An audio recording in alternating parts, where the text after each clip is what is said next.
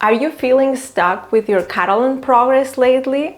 You're not alone. Today we will look at 4 reasons you might not be making progress and how to change that.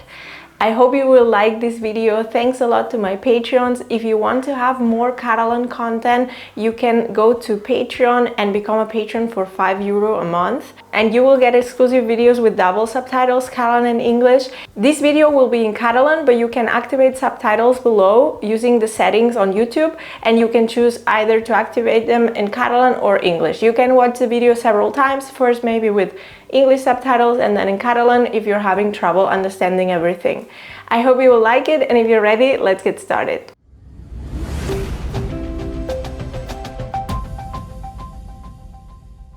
El primer motiu és la manca de constància. Aprendre una llengua és com tenir cura d'una planta. L'hem de regar sovint perquè creixi. I si ens n'oblidem, no creix o fins i tot pot morir.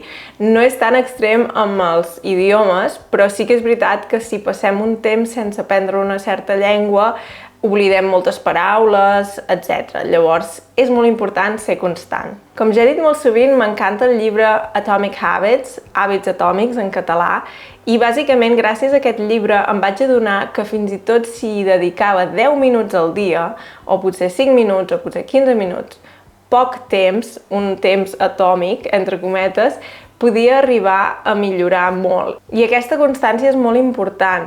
O sigui, en la meva opinió i experiència, és millor dedicar 10 minuts al dia a una llengua que no pas dedicar-hi 3 hores un cop cada 2 setmanes. La constància fa que sumis. És una mica com pujar una escala. Una escala té esgraons i cada dia, si fas servir un hàbit atòmic, potser puges un esgraó o 2 i pot semblar poc, però clar, imagina't que l'escala té 100 esgraons, si cada dia en puges 2, al cap de 50 dies ja ets a dalt de tot.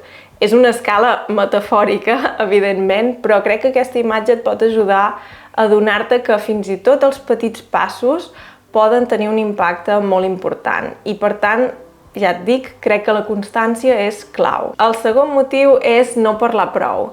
És veritat que escoltar i llegir són coses que ens ajuden moltíssim. De fet, ja sabeu que m'encanta el mètode natural, sempre en parlo, i crec que m'ha ajudat moltíssim a aprendre idiomes. Però també és veritat que de vegades necessitem la interacció per activar aquest coneixement. És a dir, quan estem escoltant podcasts, estem llegint llibres, estem fent una cosa que és una mica passiva i estem rebent, diguem-ne, entre cometes, input, contingut, però quan parlem l'estem també produint. I una cosa que està molt bé quan parlem és que al mateix temps estem rebent contingut i l'estem produint. Llavors tenim aquestes dues coses. I en el fons, jo no sé tu, però jo els idiomes que aprenc els aprenc per poder parlar-los.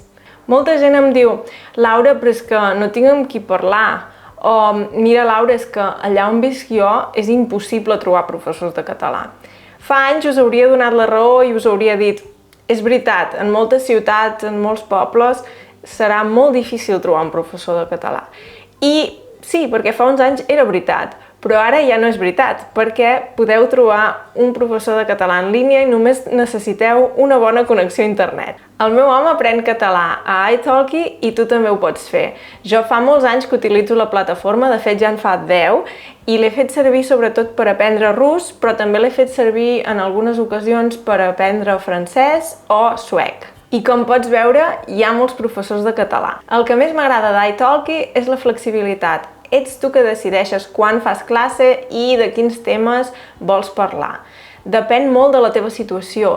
Potser vols aprendre català per parlar amb els teus sogres, per parlar amb amics, per viatjar, potser per fer uns estudis a Catalunya, etc. Llavors es tracta de situacions molt diferents i si decideixes fer un curs amb altra gent, realment no arribaràs a aprofundir en aquests temes, perquè és un curs general. En canvi, si aprens italki, pots dir-li al professor o professora, escolta, mira, per mi és especialment important fer això, això i allò.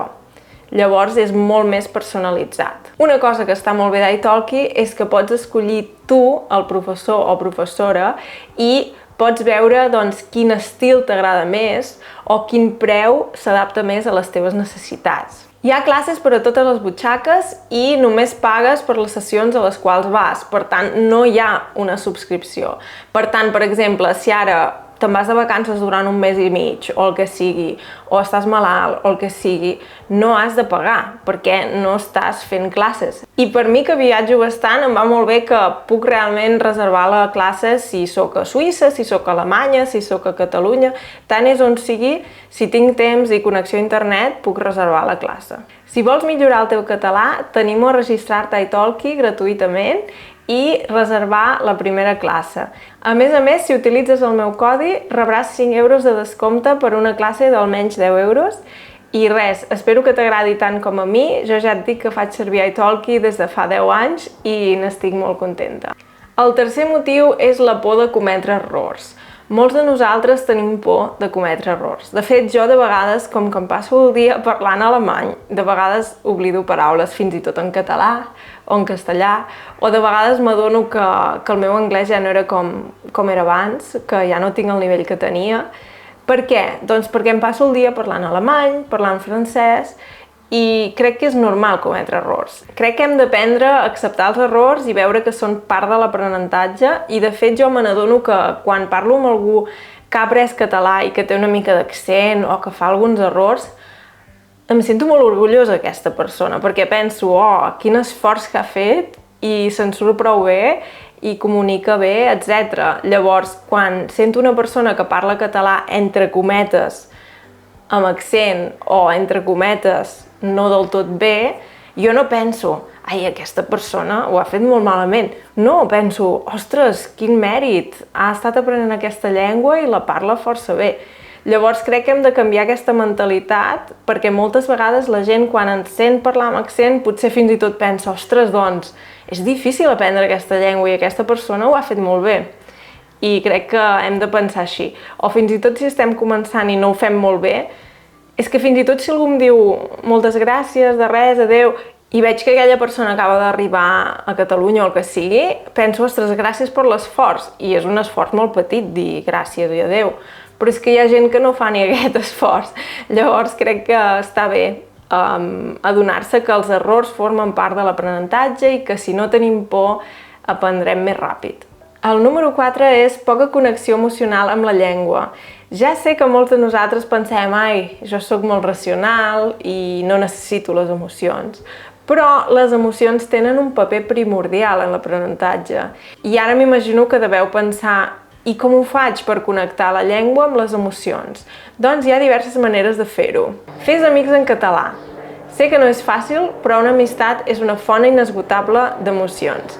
I si no saps com començar, doncs a vegades hi ha grups al Facebook o on sigui, en algunes xarxes socials, en què pots trobar gent. Pot ser una cosa que facis digital, si per exemple no vius a un lloc de parla catalana, pots trobar amics en línia. O si vius a Catalunya pots participar al programa de voluntariat per la llengua, del qual he parlat en un episodi del podcast, per si t'interessa. I res, crec que això et pot ajudar molt. Llavors, una altra cosa que pots fer és envoltar-te de la llengua. Com ho fas? Doncs amb música, sèries, pel·lícules, etc. Han de ser coses que t'agradin moltíssim. També pot ser, doncs, seguir gent a les xarxes. Però és important que no sigui una cosa que diguis, està bé, sinó que diguis, no, m'encanta, m'agrada molt, perquè això et genera emocions, d'acord? Llavors crec que això et pot ajudar. Espero que aquests consells t'ajudin i m'encantaria saber com ho fas tu quan notes que no progresses en un idioma i si has trobat altres maneres de desencallar-te o com ho fas. M'encantaria saber-ho i res, espero que estiguis molt bé i fins ben aviat. Adéu!